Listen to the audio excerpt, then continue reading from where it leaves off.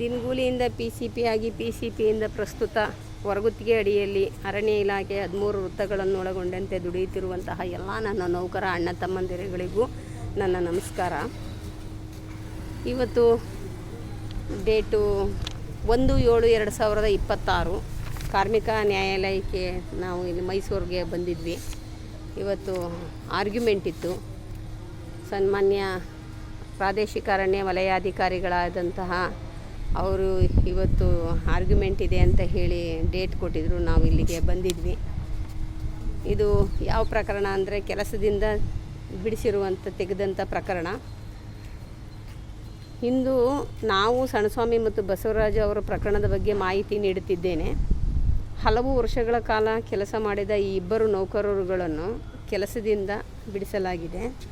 ಇವರುಗಳನ್ನು ಮತ್ತೆ ಕೆಲಸಕ್ಕೆ ಮರುನೇಮಕ ಮಾಡಬೇಕೆಂಬ ಮನವಿಯ ಕುರಿತು ಇಂದು ಕಾರ್ಮಿಕ ಅಧಿಕಾರಿಗಳು ಮತ್ತು ಸಂಧಾನಾಧಿಕಾರಿಗಳ ಮುಂದೆ ವಿಚಾರಣೆ ನಡೆಯುತ್ತಿದೆ. ಅಂದರೆ ಇವರು ಏನು ಕೆಲಸ ಮಾಡಿದರು ಬಿಟ್ಟಿದ್ರು ಅನ್ನೋ ವಿಚಾರಣೆ ಆರ್ಗ್ಯುಮೆಂಟ್ ಇವತ್ತು ಇತ್ತು. ಹಾಗಾಗಿ ಬಂದಿದ್ವಿ. ಸನ್ಮಾನ್ಯ ಅರಣ್ಯಾಧಿಕಾರಿಗಳು ಗೈರು ಹಾಜರಾಗಿದ್ದಾರೆ ಇವತ್ತು. ಅದಕ್ಕೆ ನೆಕ್ಸ್ಟ್ ಡೇಟು 8/7/2026 ಮುಂದೂಡಲಾಗಿದೆ. ಸಣ್ಣಣ್ಣ, ನೀವು ಈ ಕೋರ್ಟಿಗೆ ಹಾಕ್ಕೊಂಡಿದ್ದೀರಲ್ಲ, ಇಲ್ಲಿಗೆ ಸಂಧಾನಾಧಿಕಾರಿಗಳು ಮತ್ತು ಕಾರ್ಮಿಕ ಅಧಿಕಾರಿಗಳು ಹಾಗೂ ಸಂಧಾನಾಧಿಕಾರಿಗಳ ಇದರೆಲ್ಲ ಹಾಕ್ಕೊಂಡಿದ್ದೀರಲ್ಲ, ನಿಮಗೆ ಇದರಿಂದ ಏನು ಬೇಕು? ನಿಮ್ಮ ಯಾವಾಗ ಬಿಡಿಸಿದ್ರು? ಇಲಾಖೆಯಲ್ಲಿ ನೀವು ಎಷ್ಟು ವರ್ಷ ಕೆಲಸ ಮಾಡಿದ್ದೀರಿ?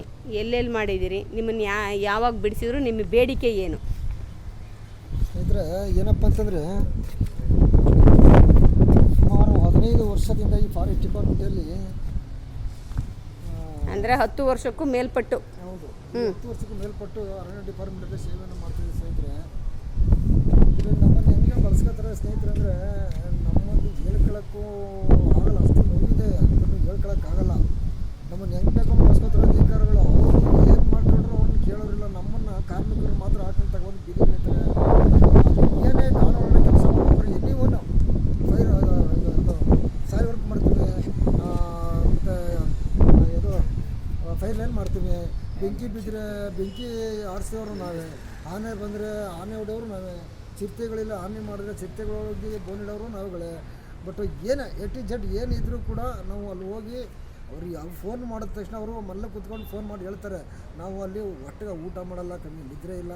ಅವ್ರು ಎಷ್ಟು ಹೇಳ್ತಾರೆ, ಎಷ್ಟೊತ್ತಲ್ಲ ಹೇಳಿದ್ರು ಕೂಡ ನಾವು ಹೋಗಿ ಅದನ್ನು ಫಾಲೋಅಪ್ ಮಾಡಿಬಿಟ್ಟು ನಾವು ಹೇಳಬೇಕು, ಅವ್ರಿಗೆ ಮಾಹಿತಿ ಕೊಡಬೇಕು. ಅವ್ರು ಮಲ್ಲ ಮಲಗಿರೋಂಗೆ ಸ್ನೇಹಿತರೆ. ಅದಕ್ಕಾಗಿ ನಾನು ಏನು ಹೇಳ್ತೀನಿ ಸ್ನೇಹಿತರೆ ಅಂದರೆ, ನಿಮಗೆ ಹಾಕಿದಿರಲ್ಲ, ಕಾರ್ಮಿಕ ಇಲಾಖೆಗೆ ಹಾಕಿದ್ರಲ್ಲ, ನಿಮ್ಮ ಬೇಡಿಕೆ ಏನು? ಇದರಲ್ಲಿ ಬೇಡಿಕೆ ಏನಿಲ್ಲ ಮೇಡಮ್. ನಾವು ಹೆಚ್ಚು ಕಡಿಮೆ ನಾವು ಅದು ಈಗ ನೋಡಿ, ನಮ್ಮ ಬಸವರಾಜ್ ಅವರು 82 ಕೆಲಸ ಮಾಡ್ಕೊಬರ್ತಾರೆ ಮೇಡಮ್.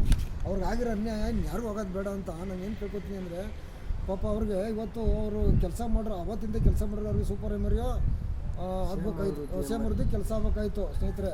ಅವ್ರಿಗೆ ತುಂಬ ಅನ್ಯಾಯ ಆಗಿದೆ. ಅವ್ರ ಥರ ನಾವು ಆಗೋದು ಬೇಡ. ನಮಗೆ ಕಾನೂನು ಚೌಕಟ್ಟಲ್ಲಿ, ಸರ್ಕಾರ ಕಾನೂನು ಅಡಿಯಲ್ಲಿ ಬಾಬಾ ಸಾಹೇಬರು ಕೊಟ್ಟರೆ ಬಿಕ್ಸ್ದಲ್ಲಿ ನಾವು ಪ್ರತಿಯೊಬ್ಬರು ಬದುಕ್ತಿದ್ದೀವಿ. ಆ ಚೌಕಟ್ಟಲ್ಲಿ ಬಾಬಾ ಸಾಹೇಬ್ರು ಏನು ಕೊಟ್ಟಿದ್ದಾರೆ, 8 ಅವರ್ ಡ್ಯೂಟಿ, ESI PF ಇದನ್ನು ಪಡ್ಕೊಳ್ಳಿ. ಮತ್ತು ನೀವು ಪಕ್ಕ ದಾಖಲಾತಿಗಳನ್ನ ಪಡ್ಕೊಳ್ಳಿ. ಅವ್ರು ಹೇಳ್ತಾರೆ ಅಂತ ಬಕೆಟ್ ಇಟ್ಕೊಂಡು ಅವ್ರ ಜೊತೆ ನಿಂತ್ಕೊಂಡು ಜೀವನ ಮಾಡ್ಕೊಂಡು ಹೋದರೆ ನಿಮ್ಮ ಜೀವನ ಯಾವತ್ತಿದ್ರೂ ಬೀದಿ ಪಾಲೆ ಹೊರತು ಯಾವುದೇ ಕಾರಣಕ್ಕೂ ನಿಮ್ಮ ಅಧಿಕಾರಿಗಳು ನ್ಯಾಯ ಕೊಡೋದ್ರಲ್ಲಿ ವಿಫಲರಾಗಿದ್ದಾರೆ ಅವರು ಸ್ನೇಹಿತರೆ.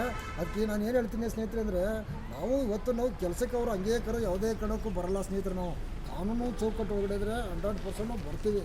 ನಮ್ಗೆ ಇವತ್ತು ಅನ್ನಿಸ್ತದೆ, ನಾವು ಈಗ ಅಲ್ಲಿ ತಿಂಗಳಿಗೆ 13,000 12,000 ಸ್ಯಾಲ್ರಿ ಕೊಡ್ತಿರೋ ಸ್ನೇಹಿತರೆ. ಇವತ್ತು ತಿಂಗಳಿಗೆ 20-25,000 ಸ್ಯಾಲ್ರಿ ಮಾಡ್ಕೊಂಡು ಸಂಬಳ ತಗೊಂಡು ಆರಾಮಾಗಿ ಚೆನ್ನಾಗಿದ್ದೀನಿ ಸ್ನೇಹಿತರೆ. ನಾವು ಈ ಥರ ಬೇರೆಯವ್ರ ಥರ ಕೆಲವರು ನಮ್ಮಲ್ಲೇ ಕೆಲಸ ಮಾಡ್ತಾರೋ, ಬಕೆಟ್ ಇಟ್ಕೊಂಡು ಕೆಲಸ ಅಲ್ಲೆಲ್ಲ ಹೋಗಿ ಕೆಲಸ ಮಾಡ್ತಾರೋ ಸ್ನೇಹಿತರೆ. ಬೇಸರ ಪಡಿ ಮೇಡಮ್, ನಾನು ಮಾತಾಡಿದೆ ಹಂಗೆ ಇಲ್ಲ. ನೀವು ಮಾತಾಡಿ, ನಿಮ್ಮ ಬೇಡಿಕೆ ಏನು? ಈಗ ನೀವು ಇಲ್ಲಿ ಹಾಕಿದ್ದೀರಲ್ಲ, ಮಾತಾಡಿ. ನಿಮ್ಗೆ ಏನು ಬರುತ್ತೆ, ನಿಮ್ಮ ನೋವು ಏನೈತೆ ಅದನ್ನು ಹೇಳ್ಕೊಳ್ಳಿ. ನಿಮ್ಮ ಜೊತೆಲಿರುವಂಥ ಸ್ನೇಹಿತರುಗಳಿಗೂ ಗೊತ್ತಾಗಬೇಕು, ನಿಮ್ಮ ಏನು ನಿಮ್ಮ ಜೊತೆಲಿ ಕೆಲಸ ಮಾಡ್ತಾರಲ್ಲ ಸಹೋದ್ಯೋಗಿಗಳು, ಅವ್ರಿಗೂ ಗೊತ್ತಾಗಬೇಕು, ಅವ್ರಿಗೂ ಅನುಕೂಲ ಆಗಬೇಕು. ಸ್ನೇಹಿತರೆ ಕೇಸ್ ಹಾಕಿಸ್ಬಿಟ್ಟು ಸ್ನೇಹಿತರೆ ಅವ್ರು ಏನು ಮಾಡಿದ್ರು ಅಂತಂದರೆ, ನಮ್ಮ ಮೇಡಮ್ಮನ್ನೇ ಕೂಡ ನೋಡಿ ಪ್ರಾಮಾಣಿಕ ವ್ಯಕ್ತಿಗಳನ್ನ ನಮ್ಮ ಮೇಡಮ್ಮು ಹಂಗೆ ಸೇರಿಲ್ಲ. ಇರಲಿ ಬಿಡಿ, ಅದೆಲ್ಲ ಬೇಡ. ನಿಮಗೆ ಅವ್ರಿಗೆ ಏನಾರ ಕೊಟ್ಟಿದ್ರೆ ಸುಮ್ ಸುಮ್ಮನೆ ಇದು ಮಾಡೋದು ಆ ಥರ ಅಲ್ಲ. ನಿಮಗೆ ಈಗ ನಿಮ್ಮದು ಈಗ ಕಾರ್ಮಿಕ ಅಧಿಕಾರಿಗಳು ಹಾಗೂ ಸಂಧಾನ ಅಧಿಕಾರಿಗಳ ಜೊತೆ ಅದರಲ್ಲಿ ವಿಚಾರಣೆ ನಡೀತಿದೆಯಲ್ಲ, ಅದರಲ್ಲಿ ನಿಮ್ಮ ಬೇಡಿಕೆ ನಿಮ್ಗೆ ಏನು ಬರಬೇಕು, ಏನಕ್ಕೆ ಅಂತ ಕತ್ತಿದ್ರು? ಮೇಡಮ್ ಅವರೇ, ನಮ್ಗೆ ನಿಲ್ಸಿರೋ ತವಳಿಂದ ಸ್ಯಾಲ್ರಿ ಕಟ್ಕೊಡ್ಬೇಕು, ನಮ್ಗೆ ಪುನಃ ಜೀವ ಕೊಟ್ಟು ನಮ್ಗೆ ಕೆಲಸ ಮಾಡಬೇಕು, ಪುನರ್ ನೇಮಕ ಮಾಡ್ಕೋಬೇಕು, ಬಾಕಿ ವೇತನ ಕೊಡಬೇಕು. ಅವ್ರು ಯಾವಾಗಿಂದ ತೆಗೆದಿದ್ದಾರೆ ಅದನ್ನೆಲ್ಲ ನಿಮಗೆ ಬೇಕು ಅಂತಲ್ಲ? ವಜಸ್ಸು ಏನದ ನಮ್ಗೆ ಕಟ್ಕೊಡ್ಬೇಕು, ಹ್ಞೂ ಪುನಃ ನಮ್ಮ ಕೆಲಸಕ್ಕೆ ಪುನಃ ನೇಮಕ ಮಾಡಬೇಕು, ನಮ್ಗೆ ನಮ್ಮ ಕೆಲಸ ಕೊಡಬೇಕು ಸಹಿತ ನಾವು.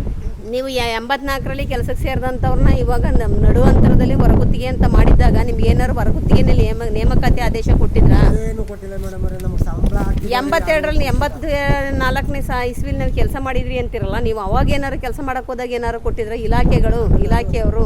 ಆಗ ನನಗಿಂತೂ ಸೀನಿಯರ್ಗಳಿದ್ದಾಗ ಕೊಟ್ಟವ್ರ ಮೇಡಮ್ ಅವರೇ, ನಂಗೆ ಸರ್ಟಿಫಿಕೇಟ್ ಕೊಟ್ಟವ್ರ, ಸ್ಯಾಲ್ರಿನ MRO ಅಂತ ಅಂದ್ಬಿಟ್ಟು MR ಅಲ್ಲಿ ಸೈನ್ ಮಾಡಿಸ್ಕೊಂಡು ಸ್ಟಾಂಪು ಬತ್ತಿತ್ತು. ಅವಾಗ ಒಂದು ಪೇಪರ್ ಬತ್ತಿತ್ತು, ರೆವಿನ್ಯೂ ಸ್ಟ್ಯಾಂಪು ₹1. ರೆವಿನ್ಯೂ ಸ್ಟಾಂಪು ₹1 ಸ್ಟಾಂಪನ್ನ ಸೈನ್ ಹಾಕಿಸ್ಕೊಂಡು MRO ಅಂತ ಅವಾಗ MRO HR ಅಂತ MR ಸೈನ್ ಹಾಕಿಸ್ಕೊಂಡು ಸ್ಯಾಲ್ರಿ ಮಾಡಿರೋ ಅಂತ ನನಗೆ ಸರ್ಟಿಫಿಕೇಟ್ ಇದೆ. ಇಷ್ಟು ವರ್ಷ ಇವತ್ತು ನಾನು ಸಹಾಯ ಅಂತ ನೇಮದಲ್ಲಿ ನಾನು ಸಹಾಯ ವಯಸ್ಸಿನಲ್ಲಿ ಈಗ ಕೆಲಸ ಇಲ್ಲ ಅಂತ ನಿಲ್ಸವ್ರೆ. ನನಗೆ ಈಗ ನನ್ನ ಸರ್ವೀಸು ನನಗೆ 60 ವರ್ಷ ವೇಜು, 40 ವರ್ಷ 58 ವರ್ಷ ಸರ್ವೀಸು. ಆ ಸರ್ವೀಸ್ ಇರೋ ಗಂಟ ನನಗೆ ಕೆಲಸ ಕೊಟ್ಟು ನನಗೆ ನಿಮ್ಗೆ ಈಗೇನು 52 ವರ್ಷ ಅಂದರೆ ಎಷ್ಟು ವರ್ಷದಲ್ಲಿ ಸೇರ್ಕೊಂಡಿದ್ರಿ? ಎಷ್ಟು ವರ್ಷದ ಮಗಿನಲ್ಲಿ ಸೇರ್ಕೊಂಡು ಹುಡುಗನೆಲ್ಲ? ನಾನು 12ಇಂದ 13 ವರ್ಷ ವಯಸ್ಸಲ್ಲಿ ಡಿಪಾರ್ಟ್ಮೆಂಟಿಗೆ ಸೇರಿದ್ವಿ ಮೇಡಮ್. ಏನು ಮಾಡಕ್ಕೆ ಸೇರ್ಕೊಂಡ್ರಿ ಫಸ್ಟು? ನರ್ಸರಿಗ ನೀರು ಹಾಕಕ್ಕ ಅಂತ. ಚಿಕ್ಕ ಹುಡುಗನಲ್ಲಿ ಸೇರಿಸ್ಕೊಬಿಟ್ರು.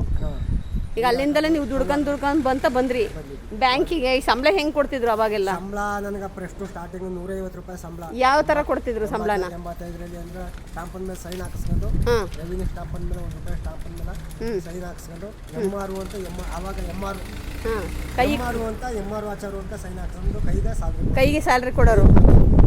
ಆಮೇಲೆ ಕೆಲವು ಸ್ವಲ್ಪ ದಿನ ಕಳೆದ ಮೇಲೆ ಬ್ಯಾಂಕ್ ಅಕೌಂಟ್ ತಗೊಂಡು ಅಕೌಂಟ್ ಮಾಡಿಸಪ್ಪ ಅಂತ ಹೇಳಿ ಅಕೌಂಟ್ಗೆ ಸ್ಯಾಲ್ರಿ ಹಾಕ್ತಿದ್ರು. ಯಾರು ಹಾಕ್ತಿದ್ರು ಅಂತ ನನಗೆ ಗೊತ್ತಿರೋ ಸ್ಯಾಲ್ರಿ ಬಂದ್ಬಿಡ್ತಿತ್ತು. 6 ತಿಂಗಳಿಗೆ 3 ತಿಂಗಳಿಗೆ 4 ತಿಂಗಳ ಅದು ತಿಂಗಳ ಆಗ್ತಿದ್ದಿಲ್ಲ ನಮ್ಗೆ. 2 ತಿಂಗಳು ಆಗಾದ್ರೂ ಆಯ್ತಿತ್ತು, 3 ತಿಂಗಳು ಆದರೂ ಆಯ್ತಿತ್ತು. 4 ಸ್ಯಾಲ್ರಿ 4 ತಿಂಗಳ ಸ್ಯಾಲ್ರಿನೂ ಹಾಕವ್ರ ಒಂದೇ ಸರಿ.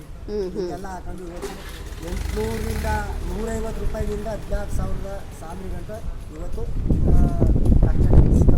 ಇವತ್ತು ನಾನು ನೀವು ಬಂದು ಏನೋ ಒಂದು ಅಧಿಕಾರಿಗಳ ಸ್ಪಂದಿಸಿ ಸುಖ ಕೇಳೋದಕ್ಕೆ ಇದು ಮಾಡಿದ್ರು ಅಂತ ಇವತ್ತು ಕೆಲಸದಿಂದ ನಿಲ್ಸವ್ರೆ.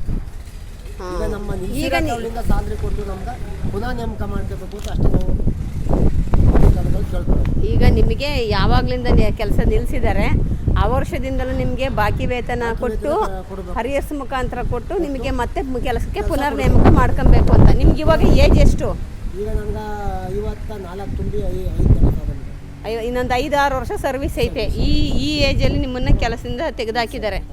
ನಮಸ್ತೆ ಮೇಡಮ್, ನಾವು ನಿಮ್ಮ ಆಫೀಸ್ಗೆಲ್ಲ ಬಂದು ಮಡಿಕವದ ನೋಡಿ ಇದೇ ಮೇಡಮ್ಮು ನಮಗೆ ನ್ಯಾಯ ಕೊಟ್ಟಂಥವ್ರು, ಮಿನಿಮಮ್ ವೇಜಸ್ ಮಾಡಿದಂಥವ್ರು, ಒಳ್ಳೇದಾಗಲಿ ನಮಗೆ ಒಂದು ನೌಕರರುಗಳಿಗೆ ನ್ಯಾಯ ಕೊಟ್ಟಿರಂತ ಇವರಿಗೆ ನೌಕರರುಗಳಿಗೆ ನ್ಯಾಯ ಕೊಟ್ಟಂಥವ್ರು. ಈಗ ALC ಸಹಾಯಕಾರಣ್ಯನೇ ಬರುತ್ತೆ ನೋಡಿ, ಸಹಾಯಕ ಆಯುಕ್ತರ ಕಾರ್ಮಿಕ ಆಯುಕ್ತರ ಕಚೇರಿನಲ್ಲಿ ನೀವು ಗೆದ್ದು ಕೊಟ್ಟಿರುವಂಥದ್ದು 8,57,400 ರೂಪಾಯಿ 5 ಜನಕ್ಕೂ ಬರ್ತದಲ್ಲ. ಆರ್ಡ್ರ್ ಆಗಿದೆ, ಆದೇಶ ಆಗಿದೆ. ಥ್ಯಾಂಕ್ಸ್ ಮೇಡಮ್, ನಿಮಗೆ ಇಷ್ಟೊಂದು ನೌಕರರುಗಳಿಗೆಲ್ಲ ಅನುಕೂಲ ಮಾಡಿಕೊಟ್ರಲ್ಲ. ಆಯಿತು, ನಾನು ಹೋಗಿ ಹುಡ್ಕೊಂಬಂದೆ, ಮೇಲೆಲ್ಲ ನೋಡ್ಬಂದೆ. ಇವತ್ತು ಕೋರ್ಟ್ ಇತ್ತು ಇವ್ರದ್ದು ಅಣ್ಣರದು ಕೆಳಗಡೆ ಕಾರ್ಮಿಕ ಅಧಿಕಾರಿಗಳ ಹತ್ರ ಕೋರ್ಟ್ ಇತ್ತು. ಇವರು ಸಾಹೇಬರು ಬರ್ತೀನಿ ಅಂತ ಹೇಳಿದರು.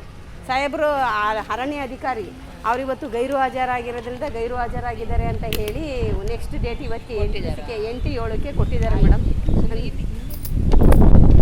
ಇವ್ರ ಕಷ್ಟ ಆಯ್ತಲ್ಲ, ಇವ್ರಿಗೆ ನೋವಾಯ್ತಲ್ಲ ಇವ್ರಿಗೆ. ಆಯಿತು, ನಮಸ್ತೆ ಥ್ಯಾಂಕ್ ಯು ಮೇಡಮ್. ಹಾಂ ಹೇಳಿ ಅಣ್ಣ, ಆಯ್ತಲ್ವಾ? ಇಷ್ಟಾಯಿತು. ಮೇಡಮ್ಮೇ ಕೂಡ ನಾವು ಇಲ್ಲಿ ಕಾರ್ಮಿಕ ಅಧಿಕಾರಿಗಳ ಕಚೇರಿನಲ್ಲಿ ಮಾಡಬೇಕಾದ್ರೆ ಅವರೇ ಬಂದು ಮಾತಾಡಿಸಿದ್ರು. ಅವರೇ ನಮ್ಮದು ಈ ಕೇಸನ್ನ ನಡೆಸ್ಕೊಟ್ಟಿದ್ದು. ಅವ್ರಿಗೆ ಭಗವಂತ ಅವ್ರಿಗೆ ಆಯುರಾರೋಗ್ಯ ಕೊಟ್ಟು ಕಾಪಾಡಲಿ. ನೋಡಿ, ಈ ಇಳಿ ವಯಸ್ಸಿನಲ್ಲಿ 12 ವರ್ಷದಿಂದ ಹುಡುಗನಿಂದ ದುಡ್ದಂಥ ಈ ಅಣ್ಣನ್ನು ಈ ಇಳಿ ವಯಸ್ಸಿನಲ್ಲಿ ಏನು ಮಾಡಿದ್ದಾರೆ ಅಧಿಕಾರಿಗಳು. ಅದಕ್ಕೆ ಇದು ನಾನು ಹೇಳೋದು ಒಂದು ಏನಂತ ಅಂದರೆ, ಈಗ ಜುಲೈ 1ರಲ್ಲಿ ಅಂದರೆ ಬುಧವಾರ ನಡೀತಿರುವಂತಹ ಕಾರ್ಮಿಕ ಅಧಿಕಾರಿಗಳು ಮತ್ತು ಸಂಧಾನಾಧಿಕಾರಿಗಳ ಮುಂದೆ ನಡೆಯುವಂಥ ಸಂಧಾನದ ವಿಚಾರಣೆ ಇದು ಇನ್ನೂ ಅಂತಿಮ ನ್ಯಾಯಾಲಯದ ತೀರ್ಪಲ್ಲ.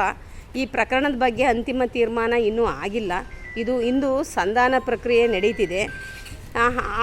ಅದರ ಫಲಿತಾಂಶ ಏನಾಗ್ತದೆ ಅಂತ ಗೊತ್ತಿಲ್ಲ. ಅದನ್ನು ಮುಂದಿನ ವಿಡಿಯೋದಲ್ಲಿ ನಾನು ತಮಗೆ ತಿಳಿಸ್ತೀನಿ. ಈಗ ಸಂಧಾನಾಧಿಕಾರಿಗಳ ಮುಂದೆ ನಡೆಯುವ ವಿಚಾರಣೆಯು ಇವರುಗಳಿಗೆ ಬಹಳ ಮುಖ್ಯವಾದುದು. ಮತ್ತೊಮ್ಮೆ ನಾನು ಹೇಳ್ತಿದ್ದೀನಿ, ಅಂತಿಮವಾಗಿ ಈ ವಿಡಿಯೋವನ್ನು ಯಾರ ವಿರುದ್ಧವೂ ಮಾಡುವ ಉದ್ದೇಶ ಇಲ್ಲ. ಹಲವು ವರ್ಷಗಳಿಂದ ಕೆಲಸ ಮಾಡಿದಂಥ ಈ ಅಣ್ಣ ತಮ್ಮಂದಿರುಗಳಿಗೆ ಸಮಸ್ಯೆ ಮತ್ತು ಅವರಿಗೆ ಲಭ್ಯವಾಗಿರುವ ದಾಖಲೆ ಮತ್ತು ಎಲ್ಲ ಇವ್ರ ಜೊತೆನೇ ದುಡಿತಿರುವಂತಹ ಸಹೋದ್ಯೋಗಿಗಳಿಗೆ, ಸಾರ್ವಜನಿಕರಿಗೆ ಮಾಹಿತಿ ನೀಡುವಂಥ ಉದ್ದೇಶದಿಂದ ಮಾತ್ರ ಈ ವಿಡಿಯೋ ಮಾಡಲಾಗಿದೆ. ಪ್ರಕರಣವು ಇನ್ನು ಕಾರ್ಮಿಕ ಅಧಿಕಾರಿಗಳು ಹಾಗೂ ಸಂಧಾನಾಧಿಕಾರಿಗಳ ಮುಂದೆ ವಿಚಾರಣೆಯಲ್ಲಿದೆ. ಸಂಬಂಧಿತ ಅಧಿಕಾರಿಗಳು ಮತ್ತು ನ್ಯಾಯಾಂಗದ ತೀರ್ಮಾನವನ್ನು ನಾವು ಗೌರವಿಸುತ್ತೇವೆ. ಹಾಗಾಗಿ ಲೋಕಾಯುಕ್ತದ್ದು ಹಾಕಿದ್ರು ಇವರು. ನೀವೇ ಅದನ್ನು ಹೇಳಬೇಕು ನೋಡಿ. ಈಗ ಜ್ಞಾಪಿಸಿದ್ರು ಇವರು, ಸಣ್ಣಸ್ವಾಮಿ ಅಣ್ಣನೇ ಈಗ ಜ್ಞಾಪಿಸಿದ್ರು. ಲೋಕಾಯುಕ್ತಕ್ಕೂ ಕೂಡ ಇವ್ರು ಹಾಕಿದರು. ಲೋಕಾಯುಕ್ತದ್ದು ಕೂಡ ಅದು ಬಂದೈತೆ ಅಂದ್ರಲ್ಲ, ತಂದ್ರೆ ಅದು ಪೋಸ್ಟಲ್ಲಿ ಇದೆಯಾ, ಕೊಡಿ ಅದನ್ನು.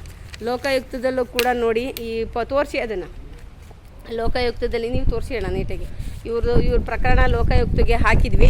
ಇದು ನೋಡಿ, ಲೋಕಾಯುಕ್ತ ಕಚೇರಿಯಿಂದನೇ ಇದು ಇವರಿಗೆ ಬಂದಿರೋದು. ಕಂಪ್ಲೇಂಟ್ ನಂಬರು 626 ಮತ್ತು ಬಸವರಾಜು ಮರಿಕಾಳೆಯ ಇವ್ರ ಹೆಸರಲ್ಲೇ ಹಾಕಿದ್ವಿ. ಇದಕ್ಕೆ ಅಂತಿಮ ಆದೇಶನ ಕಳಿಸಿದ್ದಾರೆ. ಈ ಆದೇಶ ಏನಂತ ಕಳಿಸಿದ್ದಾರೆ ಅಂದರೆ, ಇದು ಪ್ರಕರಣ ಸಂಖ್ಯೆ, ಕಚೇರಿಯಲ್ಲಿ ದಾಖಲಿರೋ ದೂರಿನ ಕುರಿತು ಈ ಮೇಲ್ಕಂಡ ವಿಷಯಕ್ಕೆ ಸಂಬಂಧಿಸಿದ ದೂರು ಪ್ರಕರಣವನ್ನು ಪರಿಶೀಲಿಸಿ ಗೌರವಾನ್ವಿತರು ಮುಕ್ತಾಯಗೊಳಿಸಿರ್ತಾರೆ. ಯಾಕೆ ಅಂತ ಅಂದರೆ, ಈ ಆದೇಶದ ಪ್ರತಿ ಮಾಹಿತಿಗಾಗಿ ಹಾಕಿರ್ತಾರೆ. ಇವರು ಈ ಪ್ರಕರಣ ಇವರಿಗೆ ರಾತ್ರಿ ಗಸ್ತು ಡ್ಯೂಟಿಗೆಲ್ಲ ಹಾಕಿದ್ದಾರೆ. ಅಧಿಕೃತ ಜ್ಞಾಪನ ಪತ್ರ OM ಎಲ್ಲ ಹಾಕಿದ್ದಾರೆ. ಇದರಲ್ಲಿ ಫಾರೆಸ್ಟು ವಾಚರ್ ಅಂತ ಹೇಳಿ ಆ ಪತ್ರದಿಂದ ಸಾಬೀತಾಗಿರೋದ್ರಿಂದ ಸನ್ಮಾನ್ಯ ಲೋಕಾಯುಕ್ತದವರು ಇವರು ನೀವು ಇಲಾಖೆಯ ನೌಕರರು ಅಂತ ಹೇಳಿ ಇದರಲ್ಲೇ ಗುರುತಿಸಿದ್ದಾರೆ. ಇದರಲ್ಲೇ ಮಾಡಿದ್ದಾರೆ ಇಲಾಖೆ ನೌಕರರುಗಳು ಇವರು. ಹಾಗಾಗಿ ಇವ್ರದ್ದು ಏನದು ಉಚ್ಚ ನ್ಯಾಯಾಲಯಕ್ಕೆ ಅಥವಾ ಕಾರ್ಮಿಕ ನ್ಯಾಯಾಲಯಕ್ಕೆ ಇವರು ದಾವೆ ಹೂಡ್ಕೊಂಡು ಅಲ್ಲಿ ಪ್ರಕರಣನ ಇವ್ರದ್ದು ಪರಿಹಾರನ ಪಡ್ಕೊಬೋದು ಅಂತ ಹೇಳಿರ್ತಾರೆ. ನೋಡಿ, ಇಲ್ಲಿದೆ. ಈ ಪ್ರಕರಣವನ್ನು ತನಿಖೆ ಮಾಡಲು ಲೋಕಾಯುಕ್ತ ಕಾಯ್ದೆ 1984 ಕಲಂ 8/1/A ಶೆಡ್ಯೂಲ್ 2D ಮತ್ತು ಕಲಂ 8(1)B ಯಲ್ಲಿ ನಿರ್ಬಂಧಿತ ಇರುವುದರಿಂದ ದೂರುದಾರರು ಮಾನ್ಯ ಉಚ್ಚ ನ್ಯಾಯಾಲಯದಲ್ಲಿ ರಿಟ್ ಅರ್ಜಿ ಸಲ್ಲಿಸಿ ಅಥವಾ ಕಾರ್ಮಿಕ ನ್ಯಾಯಾಲಯದಲ್ಲಿ ಅರ್ಜಿ ಸಲ್ಲಿಸಿ ಸೂಕ್ತ ಪರಿಹಾರವನ್ನು ಪಡೆದುಕೊಳ್ಳಬಹುದಾಗಿರುತ್ತದೆ ಅಂತ ಹೇಳಿ ಗೌರವಾನ್ವಿತ ಲೋಕಾಯುಕ್ತರು ಈ ಪ್ರಕರಣನ ಕ್ಲೋಸ್ ಮಾಡಿದ್ದಾರೆ.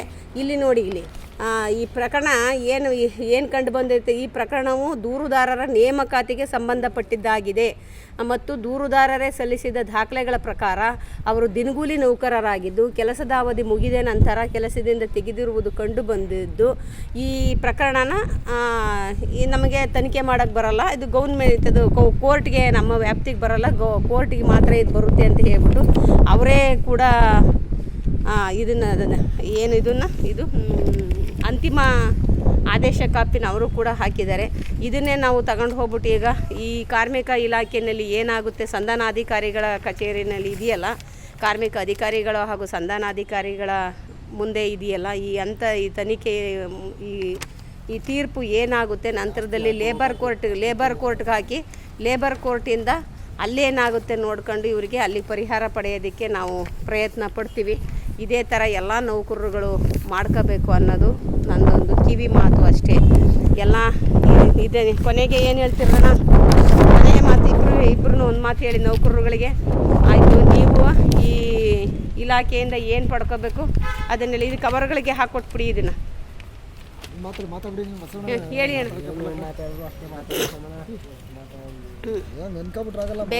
ಬೇಜಾರಾಗಿ ಹೋಗ್ಬಿಟ್ಟೈತೆ ಇವರಿಗೆ ತಿರುಗಿ.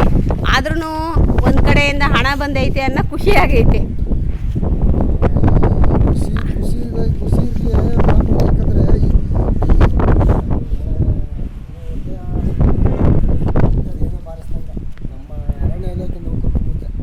ಹೌದು, ಆಯಿತು ಅಣ್ಣ.